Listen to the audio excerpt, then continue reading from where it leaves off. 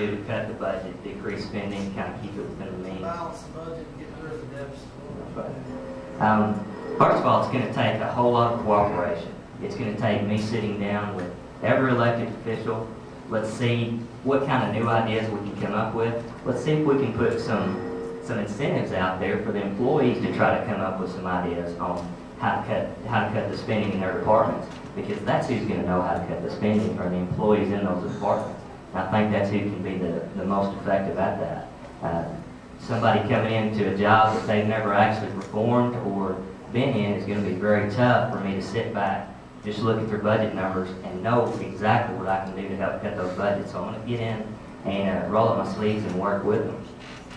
Now, my experience with that is the past 8.5 years I've been on the Sulphur Springs City Council. We've been handling about a $24 million budget. Here in the county, I believe our projected budget is going to be, our grand total expenditures are going to be about $14.9 million. So the complexities of the budget I'm no stranger to.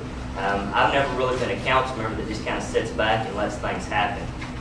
What I do is I go work Peter out. He's our finance director with the city. And from day one, since I stepped into the city council, I have become very familiar with his office and very familiar with the workings of the budget. And that's what I intend to do here. Anything that I don't understand or might misinterpret, well, I've got Treva, who is our treasurer, and then we've got Suzanne, who is the county auditor. I think they will be very effective and a very effective tool to be able to try to find ways to see if we can't balance this budget.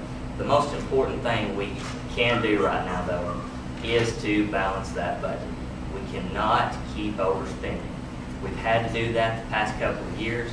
The economy right now has still not rebounded. Real estate market, we're probably looking at another tax decrease for next year, just because it takes a year or two for everything to catch back up. As the economy started going down, the real estate appraisal values were still holding.